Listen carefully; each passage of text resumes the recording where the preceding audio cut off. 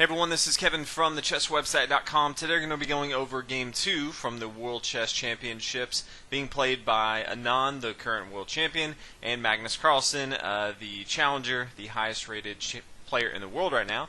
And so Game 1, if you watched that video, was a draw. It was a very short game. It was only 16 moves and it had threefold repetitions. So there's only actually about 14 moves in chess. So going into Game 2, White's now going to be played by Anand. Magnus Carlsen played the white pieces in the first game. And then in this particular game, Black's going to be defended by Magnus Carlsen. So it starts out with pawn to e4, and this is pretty common for Anand. Likes to play, this e4. He's had a lot of success with it, obviously. And, it was kind of curious to see where Magnus Carlsen was going to go, and he decided to go for the Carlsen. So playing this c6, kind of signifying what his opening is going to be. And so we see, pawn to d4. This is pretty common. Pawn pushing forward to d5. This is the Carlsen, looking to get his light square bishop involved into the action before he kind of blocks off that pawn chain here with pawn to e6, and then gets his dark square bishop involved into the game, which is exactly what we see in this game. We now see knight here to c3, and then the pawn takes, the knight recaptures there on e4, and then this light square bishop gets involved into the game here, coming here to f5, putting pressure on this knight. The knight's just going to swing back here to g3, attacking his bishop, and the bishop's just going to swing back here to g6. And now the pawn starts pushing forward to h4 on the king side from Anand. So recognizing early on that he wants to start putting some pressure, trying to play this pawn to h5, kind of trapping this bishop here on g6. Also kind of signifying that White's probably going to castle on the queen side. He's starting to really push forward on the king side. You usually don't want to castle on the king side if you have a choice. If you do kind of have all this air between your pawns and the protected king over here. So again, this is kind of a telling move right away that White's going to start putting some pressure on this king side. And so from here we see pawn to h6, just making sure there's a little scapegoat, a little area right here on h7 that this light square bishop can get to.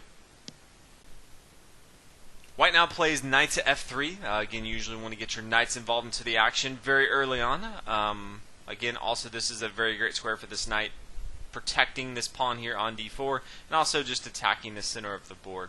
Now we see pawn to e6. It is pretty common actually to see knight to d7 right here, kind of blocking off the knight to e5 right away.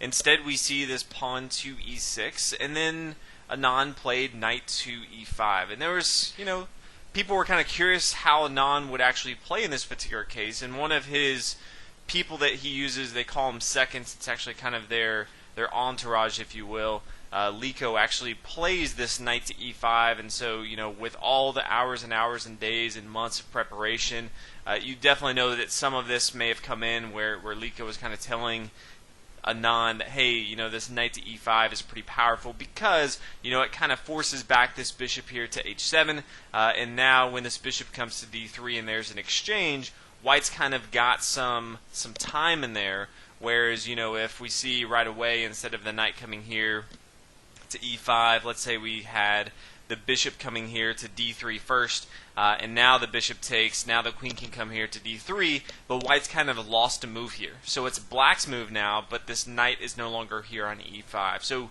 because of these slight variations in how White moves, White actually kind of gets a little bit better of a position by playing that knight to e5 first. And so that's what actually happens in the game. We see the pawn coming here to e6, and then pawn e5, forcing this bishop back. And now the bishop's going to come here to d3, and there's going to be an exchange right here, and the queen's come and takes on d3.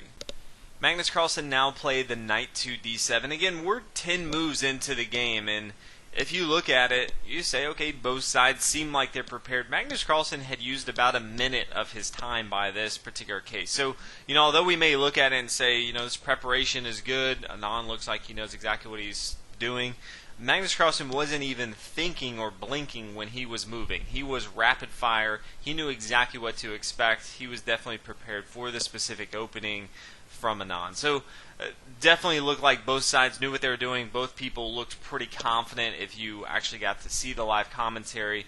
And so we continue with pawn to f4. Again, already we know that white wants to castle on the queen side, so starting to go ahead and put pressure on this king side, also putting another defender on this square on e5.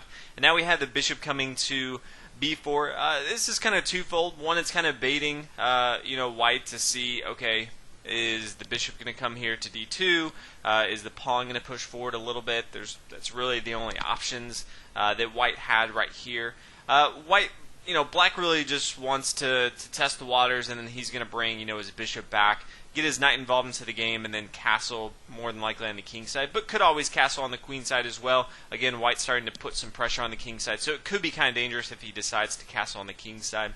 The pawn's now going to come to c3, kind of what we all expected, and then the bishop just falls back here to e7.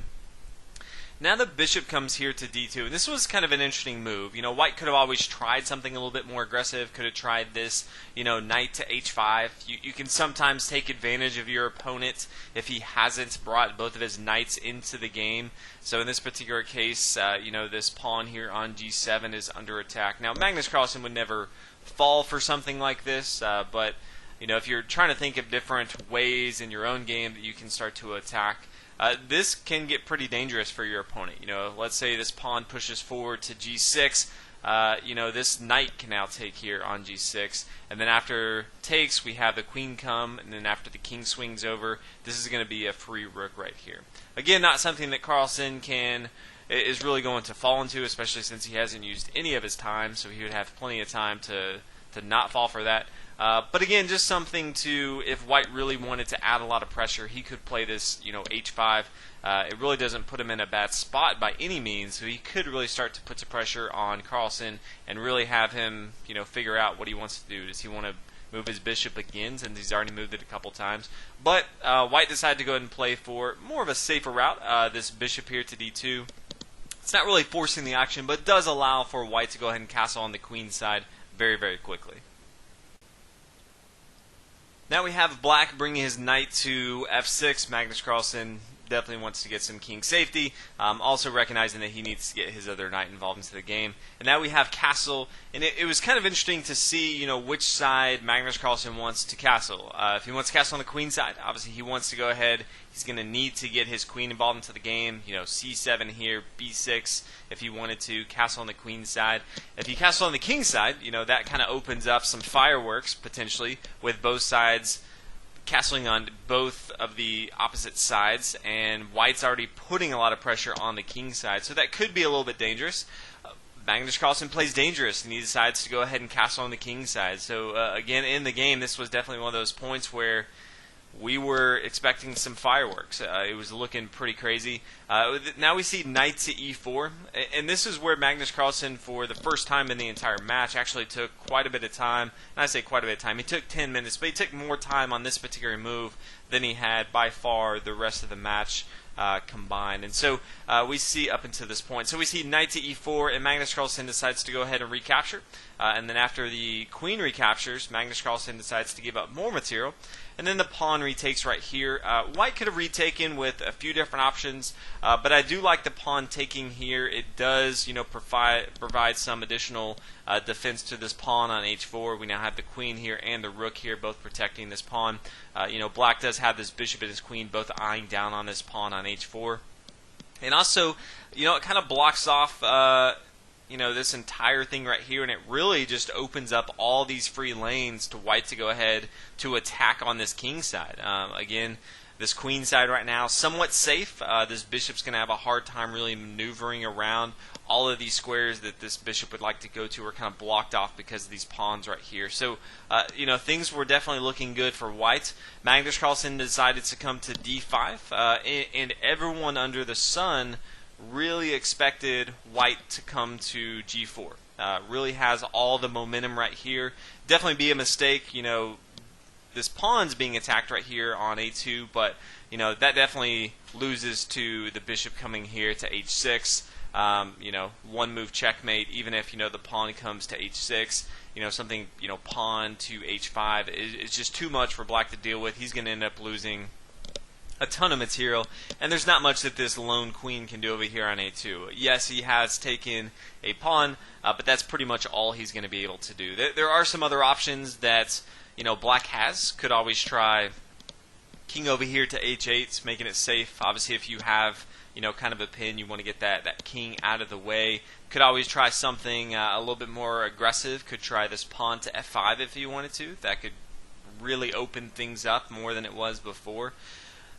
But more than likely, you kind of have to play this queen to g4. You're the white pieces. You have the advantage right now in the game. The king side is completely open for you to start attacking or chipping away at least. You can start to even push some of your other pawns up the board. But this kind of keeps you alive in the game. If you don't have your queen, you're pretty much just laying down. Unfortunately for the chess community, you know, Anand took quite a bit of time on this move, and then I think he just didn't like where it was going and decided to instead just take with his queen here on d5 and just pretty much exchange, which really just leads to the end of the game. With so many pawns, it's a closed game, so these bishops aren't going to be doing too much. There's also no lanes or files or anywhere for these rooks to really get involved. No one's going to do any crazy sacrifice, especially so close to the end game. And so from here, both sides just kind of played it out a little bit, nothing too crazy. And then we see a threefold repetition like we did in the first game, and after 25 moves, the players shook hands and it was a draw. So, started out, in my opinion, very exciting, a lot more exciting than game one. But as we kind of moved into the later stage of the game, it definitely looked like Magnus Carlsen was completely okay with a draw, especially with the black pieces, and Anand just didn't want to fight for the small advantage that he did have. So game two was a draw. It had some exciting points. It ended not as exciting as we would have liked, but again, these guys, they have one thing in mind, and that is to at least be, if you're Anand, at least tied or a half a point ahead, and Magnus Carlsen, he just wants to be a half point at the end of this. He doesn't really care if the games are super exciting or not. So, again, all in all, game two. Hopefully you guys enjoyed, and I'll see you on the next one. Thanks for watching.